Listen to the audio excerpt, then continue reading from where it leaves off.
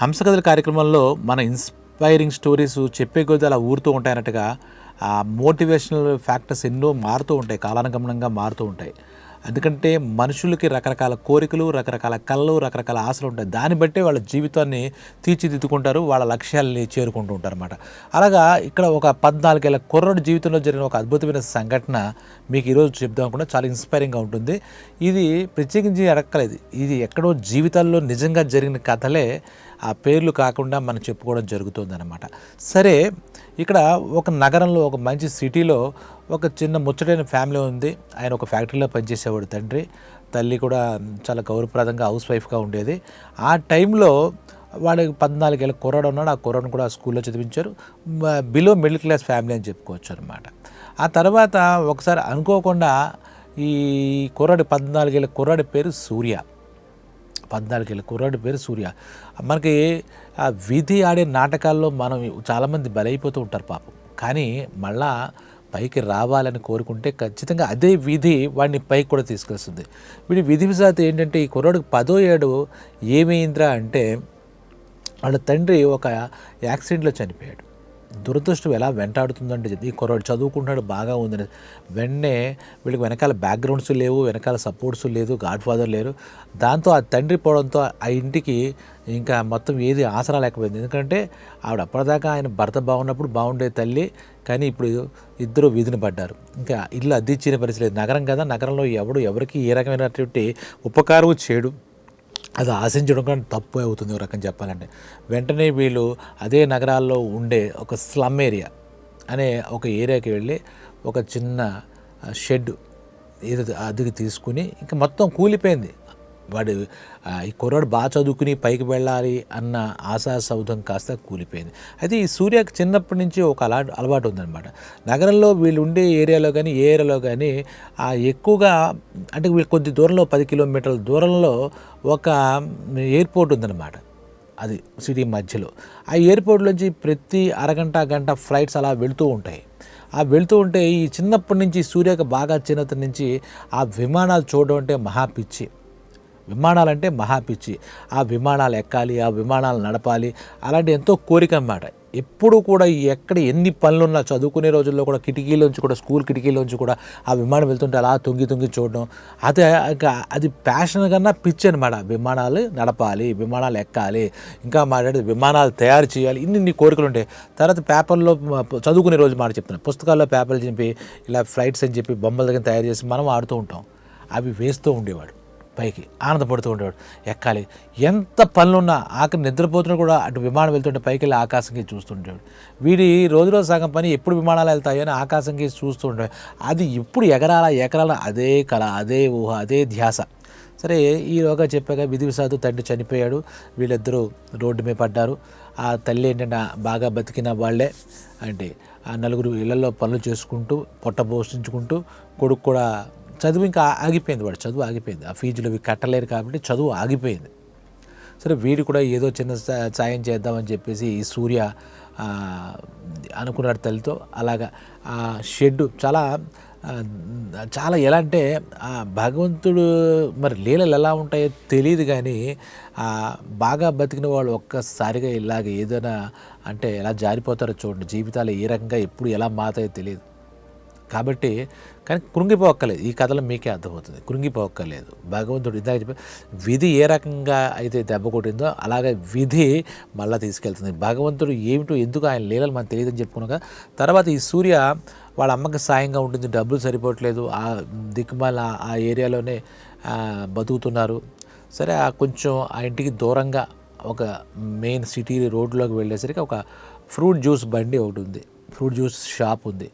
ఆ షాప్లోకి వెళ్ళి ఇలాగా నాకు మా నాన్నగారు లేరండి, పని చేస్తానంటే, సరే చెయ్యి, ఇక్కడ ఈ గాజు గ్లాసులు అవి తాగిన గాజు గ్లాసులు శుభ్రం కడుగుతూ ఉండు, అలాగే ఐస్ బాక్సులు ఐస్ తెచ్చిన తర్వాత చిన్న చిన్న ముక్కలు చెయ్యి, ఈ ఫ్రూట్ జ్యూస్ ఎలా తయారు చేయాలో నేర్చుకో, అలాగే నేను కలిపిస్తూ ఉంటే అన్ని రకాల జ్యూసులు తీసుకెళ్ళి అక్కడ కస్టమర్స్కి కుర్చీలు వేసి ఉంటాయన్నమాట, వాడికి తీసుకెళ్ళి ఇవ్వు, వాడు డబ్బులు ఇస్తే తీసుకెళ్ళి గల్లాబెట్టలే, నేను లేనప్పుడు నువ్వే చూసుకోవాలి అని అనేక రకాలు చెప్పి వాడు వీడిని పెట్టుకున్నాడు. సరే, సంతోషం. అయితే ఆ జ్యూస్ షాపు ఓనర్ ఉన్నాడు కదా, ఎవడైతే ఉన్నాడు వాడు చాలా కఠినంగా మాట్లాడేవాడు. కఠినంగా ఏమీ వాడికి జాలి దయ లేదు. ప్రతి పనికి, చిన్న పనికి, పెద్ద పనికి కూడా కసురుకునేవాడు, తిడుతూ ఉండేవాడు. ఈ పని ఇచ్చిన దానికి ఆనందం కన్నా, ఏదో రోజుకి ఇంతని వేతనం ఇస్తున్నాడు, ఏదో కూలి డబ్బులన్నా దానికన్నా వీడు ఎప్పుడు ఏ మాట అంటాడో, ఎలా అంటాడో అని చెప్పేసి ఈ సూర్యగాడికి భయం. కానీ డబ్బు అవసరం, వీడికి వేరే కఠినమైన పని రాదు. ఎందుకంటే చదువుకున్నాడు. ఇప్పుడు కూర్చుని పుస్తకాల్లో పాఠాలు చదువుకుంటే గడవదు. ఎందుకంటే జీవితంలోకి తినడానికి రొట్టెలు ఉండాలి, తర్వాతే పాఠాలైనా ఇంకోటి పాఠాలైనా. సరే ఇంకేంది పాటలు పడుతూ చేస్తున్నా కూడా వీడికి ఒక వ్యాపకం ఉంది. ఇందాక చెప్పాను కదా, అలాగా ఈ జ్యూస్ బండిలో, జ్యూస్ షాప్లో చేస్తున్నా కూడా ఏదైనా విమానం, ఎక్కువ విమానాలు వీళ్ళకి ఆ ఎయిర్పోర్ట్కి దగ్గరలో ఉండడం వల్ల విమానాలు ఎప్పుడు తరచుగా అలా ఫ్లై అవుతూ ఉండేవి. వీడు ఎప్పుడు చూసినా అలా చూస్తూ ఉంటాడు. దీని కలర్ ఎలా ఉంది, దీని అక్షరాలు ఎలా ఉన్నాయి, ఇది ఇండియన్ ఎయిర్లైన్సా, ఇది ఫ్రాన్స్ ఎయిర్లైన్స్, ఇలా బ్రిటిష్ ఎయిర్లైన్స్, ఏవో చూసుకుంటూ ఉంటాడు, ఆనందపడిపోతూ ఉండేవాడు. వీడికి కోరిక ఒకటే ఒక కోరిక, పైలట్ అవ్వాలి, విమానాన్ని నడపాలి ఈ సూర్యకి. సరే వీడు ఆ పైకి చూసి అది కూడా గమనించినటువంటి ఆ సేటు ఉన్నాడు కదా, జ్యూస్ షాప్ ఓనరు, ఏరా సూర్య నీకు బుద్ధి లేదా, తిండి లేదంటావు, గతి లేదు, ఆ ఆకాశం ఏంటి ఆ వెర్రోళ్ళగా విమానాలకేసి చూడడం, ఎంత దూరం ఉంది తెలుసా, ఆ విమానం ఇక్కడి నుంచి ఇలా కనపడుతుంది, కానీ ఎంత దూరం ఉండదు తెలుసా, అది ఎప్పుడు జీవితంలో అలా ఊహించగలవా, ముందు పని చూసుకో, భూమి మీద ఉండు, ఆకాశంలో విమానం గురించి నీకు ఎందుకురా, నీ తాహత ఏంటి, నీ స్థాయి ఏంటి అని తిడుతూ ఉండేవాడు. వీడికి కొంచెం బాధ కలుగుతూ ఉండేది ఈ సూర్యకి. అదేంటి అలా అంటున్నాడు, నా మాట ఆకాశంలో విమానం కూడా చూడకూడదా ఏంటి, కానీ ఏమనగలడు, ఎదిరించే సామర్థ్యం లేదు, ఎదిరించే స్థాయి లేదు, అవసరం ఆ పని కూడా తీసేస్తే వచ్చే 100 రూపాయలు కూడా రావు రోజు కూలి, అమ్మ ఇబ్బంది పడిపోతుంది, ఏదో రకంగా ఎప్పుడు ఏం మారుతుందని. కానీ వాడి కళ్ళల్లో వాడికి ఆ పట్టుదల, కలకానే ఉంది. ఆ కళ అంటే వాడి కళ అంటే ఇక్కడ లక్ష్యమే. కళలు అబ్దుల్ కలాం గారు చెప్పేది మాటకు అర్థం ఇదే అన్నమాట. కళలు గాను ఆ కళను సాకారం చేసుకో అంటాడు. డ్రీమ్స్ ఏంటంటే పగటి కళ కాదు అక్కడ ఆయన చెప్పేది. కళ అంటే నీ పట్టుదల, నీ లక్ష్యం. అంటే కళ అనేది సింపుల్గా మనకు అర్థమయ్యే భాషలో చెప్పారు, కానీ కళ అంటే నిర్దిష్టమైన ఒక లక్ష్యం పెట్టుకో, ఆ నిర్దిష్టమైన లక్ష్యాన్ని కలగాకను, దాన్ని నువ్వు నిజం చేసుకో, సాకారం చేసుకుంటే నిజం చేసుకో. మహానుభావుడు అబ్దుల్ కలాం. ఆయన నిజంగా అని చెప్పి ఎన్నో సూక్తులు ఉంటాయి, ఆయన గురించి ఎంత చెప్పుకుని తక్కువ. సరే మన కథలోకి వస్తే వీడు మటుకు ఆ సేటు తిట్టినా ఇంకోటి తిట్టినా మానలేదు. సరే ఇలా జరుగుతూ ఉన్నాయి, ఆ తిడుతూనే ఉన్నాడు, పట్టించుకోవట్లే, అలవాటు అయిపోయింది. ఆ తర్వాత ఒక ఫైన్ మూమెంట్ ఏంటంటే, ఒకరోజు ఏదో కాలం మార్పులు జరుగుతూ ఉంటాయి కదా, చెప్పే కదా, కాలంలో మార్పులు జరుగుతాయి. ఒకరోజు ఒక పెద్ద వ్యక్తి, ఒక బడా ఆద్మీ ఒక పెద్ద కారులో ఈ జ్యూస్ తాగని జ్యూస్ షాప్ దగ్గర ఆగాడు. జ్యూస్ షాప్ దగ్గర ఆగి ఇలాగ మౌసంబీ జ్యూస్ చేయమని చెప్తే వాళ్ళ సేటు వెంటనే సరే రండి సార్ కూర్చోండి, అక్కర్లేదులే ఇక్కడే ఉంటాను, కారు దగ్గరే ఉన్నాడు, ఉండి సూట్ చేస్తే, ఒరే సూర్య సార్ వచ్చారా సాబు, మౌసంబీ జ్యూస్ చేయాలి తొందరగా, చేసి నేను ఇస్తాను, నువ్వు ఇచ్చిరా, ముందు మంచిగా గాజులు కడిగి తీసుకురా అది అని చెప్పి అడవాడు పడుతుండే. ఎందుకంటే ఆ పెద్ద ఆసామి, ఆయనకు తెలుసు అనుకుంటా, జ్యూస్ షాప్ సేటు తెలుసు అనుకుంటా. సరే అన్నాడు. ఈలోగా వీడికి మామూలుగా ఏదో చెప్తున్నట్టుగా ఆ పైనుంచి ఒక విమానం అలా వెళ్తుంటే వీడి దృష్టి ఏమవుతుంది, ఆ గాజులు కడిగే దాని వల్ల ఇలా కడుగుతూనే ఇలా ఆకాశం వైపు చూస్తున్నాడు. వీడికి ఇదే పని అంటే వీడికి అదో ప్రపంచం, విమానాలు ఎక్కాలనేది వాడి జీవితంలో అదొక పెద్ద భాగం అయిపోయింది. అది ఆకాశంలో ఉంది, వీడి నేల మీద ఉన్నాడు, కానీ దాన్ని అందుకోవాలనే ఆ లక్ష్యం, ఆ కళ వాడికి అలాగే ఉండిపోయేది, వాడి చిన్నతనం నుంచి అలా ఉండిపోయి అది రోజు రోజుకి పెరుగుతోంది. ఆ లక్ష్యాన్ని, ఆ ఆశయాన్ని, ఆ కళని ప్రేరేపిస్తుంటే ప్రతిరోజు వీళ్ళ తల నుంచి ఎగురుతున్నాయి ఈ విమానాలు. సరే రే సాబ్ అక్కడ ఎండలో నిలబడ్డారు, బుద్ధి లేదా నీకు, ఎప్పుడు ఆకాశం ఇంకా చూడడం, అయ్యోలే పైలట్ నోరు మూసుకుంటా అన్నాడు. ఇవన్నీ ఈ పెద్ద మనిషి వింటున్నాడు. సాబ్ అన్నాడు, నువ్వు ముందు వెళ్ళి జ్యూస్ ఇవ్వు సాబ్ కానీ అంటే వెంటనే తీసుకెళ్ళి ఆయనకి ఇచ్చాడు. వీడిని చూసేసరికి, సూర్య చూసేసరికి 14-15 ఏళ్ళ కుర్రాడు ఉన్నాడు. వీడి కళల్లో ఏదో ఒక మెరుపు, ఏదో చెయ్యాలన్న తాపత్రయం ఏంటి అనేసరికి వాడికి జ్యూస్ తీసుకుని, బాబు నీ పేరేంటి అన్నాడు. నా పేరు సూర్య అండి అని. ఏం చదువుకున్నాను, ఇలాగా మా నాన్నగారు పోయారండి, 10th దాకా 8వ క్లాస్ చదివాను, అదేదో చెప్పుకొచ్చాడు. అంటే మరి నీకు ఎవరు లేరంటే, అమ్మ ఉందండి, ఆవిడ 4 ఏళ్ళలో పని చేసుకుంటుంది, మా పొట్ట గడవాలంటే నేను కూడా ఇక్కడ పని చేయక తప్పట్లేదు, అంటే నీకు చదువుకోవాలని ఉందా, ఉందండి కానీ సామర్థ్యం లేదు, స్తోమత లేదు అని చెప్పాడు. అయ్యో అన్నాడు. సరే అయిన తర్వాత అలా ఆకాశమే ఎందుకు చూస్తున్నావు అన్నాడు. నాకు విమానాలంటే చాలా ఇష్టం అండి, విమానాలు నడపాలని నాకు కోరికగా ఉంది, అంటే పైలట్ అవ్వాలని ఉందా, అవునండి పైలట్ అవ్వాలని ఉందా అన్నాడు. సరే నీ కళను నేను తప్పట్ను, నీ ఆలోచన నేను తప్పను, కానీ దానికి చాలా కష్టపడాలి, మనసుంటే మార్గం ఉంది, అసలు నేను ఇంతమందిని కలుస్తాను, ఎవరో కూడా పైలట్ అవ్వాలన్న ఆలోచన ఏ విద్యార్థి కూడా నాకు చెప్పగానే నేను ఎప్పుడు వినలేదు అన్నాడు. అన్న తర్వాత లేదండి నాకు ఇప్పటి నుంచి ఇదేనంటే, కానీ ఆ విమానం అందదు, నేను దాన్ని అందుకోలేనేమో అనిపిస్తుండేది. లేదు అలా ఏం లేదు, నువ్వు నీ ముందు నువ్వు సగం సక్సెస్ అయిపోయావు, నువ్వు సగం పైలట్ అయిపోయినాడు. ఎందుకంటే నీ ధ్యాస నిరంతరం, నీ ధ్యాస నీ ఆలోచన దాని మీద, నీ కళని ఒకటే లక్ష్యం వైపు ఉన్నాయి. సరే నేను మళ్ళా కలిసినప్పుడు నీకు కళ నీదే, సాధించాల్సింది నువ్వే, కానీ నేను ఏదైనా నీకు ఆ దిశగా నీకు ఏదైనా మార్గం చూపించగలేమో చూస్తానులే, సరే ఏం జరుగుతుందో చూద్దాం, భగవంతుని నిర్ణయం అని చెప్పేసి ఆ జ్యూస్ తాగి డబ్బులు ఇచ్చేసి ఆల్ ది బెస్ట్ లాగా కుర్రోడికి ఏదో ఒక ఎంకరేజ్మెంట్ ఇచ్చి వెళ్ళాడు. ఆ పెద్ద అయినా ఇప్పుడు ఎప్పుడూ ఈ జ్యూస్ ఓనర్ ఏంటి తిడుతూనే ఉంటాడు ఈ సేటు, ఎదవది నువ్వు అయ్యే పనులు మాట్లాడు, ఎలా పోతుందో తెలియదు కానీ బతకడం రాదు కానీ అని తిడుతున్నాడు. కానీ ఈయన మటుకు ఒక ధైర్యం, ముందుగా ఒక ధైర్యం మాటల రూపంలో అందింది సూర్యకి. సరే మళ్ళీ ఈయన వస్తాడేమో, మార్గం చూపిస్తాడేమో, ఒక ఆశాజీవిగా ఆశతో బతుకుతున్నాడు. ఈయన ఎప్పుడు వస్తాడో, ఆయన ఎక్కడ ఉంటాడో, ఆయన ఏం వ్యక్తాడో అనుకుంటాడు. కానీ చాలా కాలం రాలే, 2-3 నెలలు అక్కడ ఇటువైపు రాలే. తర్వాత అనుకోకుండా మళ్ళీ ఈ పెద్ద మనిషి కారు వేసుకున్న మనిషి వచ్చాడు.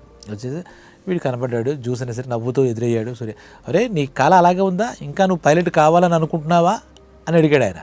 గమ్మత్తు చూడండి. సార్ నాకు అదే ఉందండి, మీరు ఎప్పుడు వస్తారని 1000 కళతో చూస్తున్నాను, ఆ పైన ఆకాశంలో విమానం కోసం చూస్తే ఏ కారులోనే మీరు వస్తారేమో, నాకు ఏదైనా చెప్తారేమో అనుకుంటున్నాను అన్నాడు.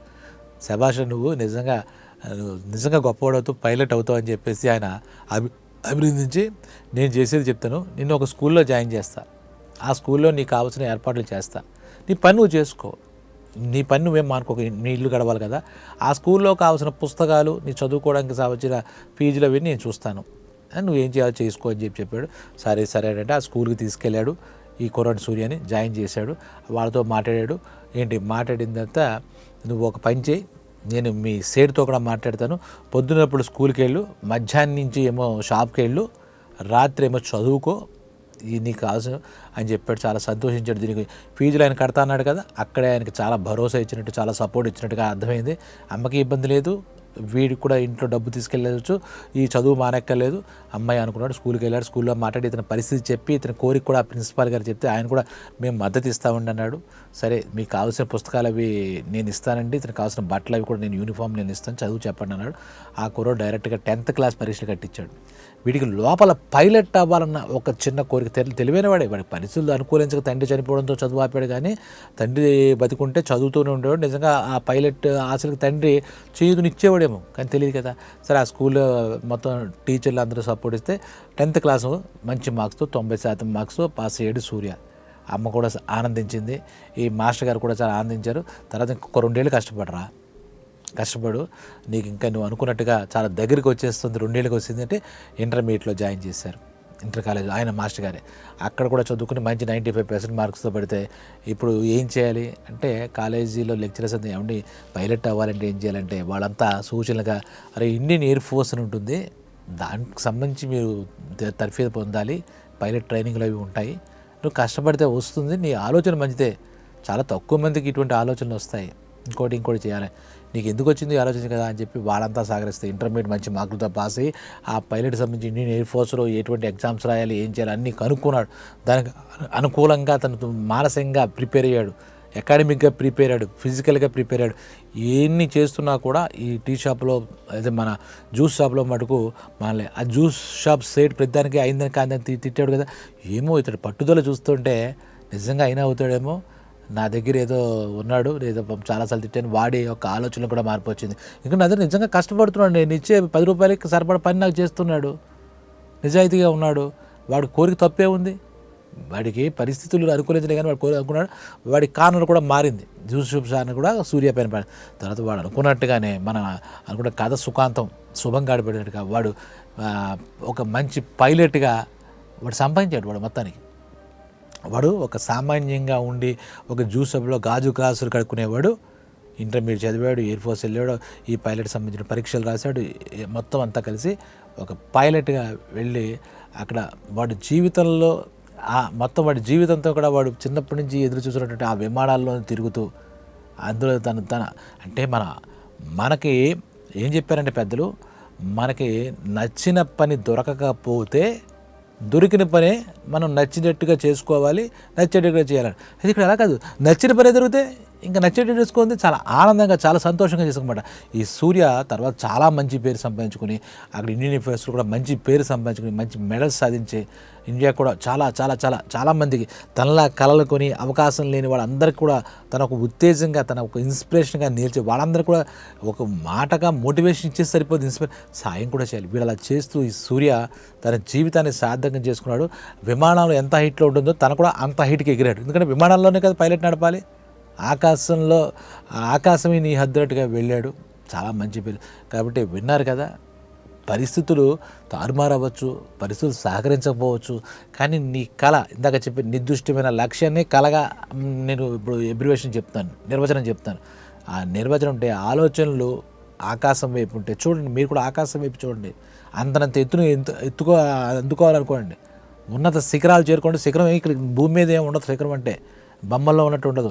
శిఖరం ఎత్తుగా ఉంటుంది. ట్రెక్కింగ్ చేసి ఎన్నో కష్ట నష్టాలు కూర్చి ఆ శిఖరాగ్రానికి చేరుకోవాలంటే ఆషామాషి వ్యవహారం ఏం కాదు. నీ ఆశయం కూడా చాలా ఎత్తులో ఉండని, ఇక్కడ భూమి మీద ఎందుకు, ఆ ఎత్తుకు నువ్వు చేరుకో, నేను చెప్పేది. కాబట్టి తెలుసుకున్నారు. కాబట్టి మన జీవితంలో ఎంతోమంది ఉన్నారు ఈ సూర్య లాంటి వ్యక్తులు. ఇవన్నీ కూడా మన నిజ జీవితంలో మనకు కొన్ని వింటూ ఉంటాం కూడా.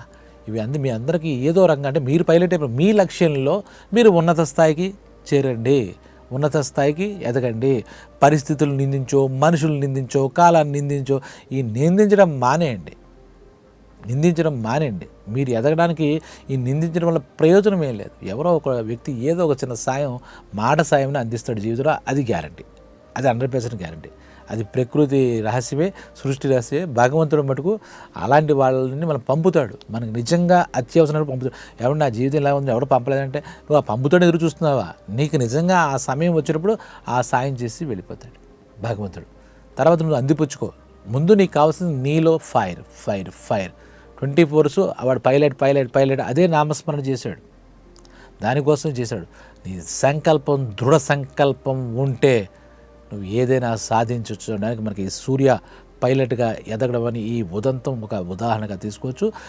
మీకు ప్రతిసారి లేక నేను చేసే విజ్ఞప్తి ఏంటంటే ఈ మోటివేషన్ అండ్ ఇన్స్పైరింగ్ ఇలా వెళ్తూ ఉండాలి, సమాజం అంతా విస్తరిస్తూ ఉండాలి, మంచి సమాజం రావాలి. మన లక్ష్యం యూత్, పిల్లల నుంచి యూత్ ఎవరికైనా లక్ష్యం ఉంటుంది, వాళ్ళందరూ చేరుకోవాలి. కాబట్టి ఈ కథలు మీరు విని మీరు అన్వయించుకోండి, 1-2 సార్లు వినండి. అలాగే 10 మందికి, మీ మిత్రులకి, బంధువులకి, అందరికీ మీకు తెలిసిన వాళ్ళందరూ కూడా షేర్ చేయడం నేను విజ్ఞప్తి చేస్తాను.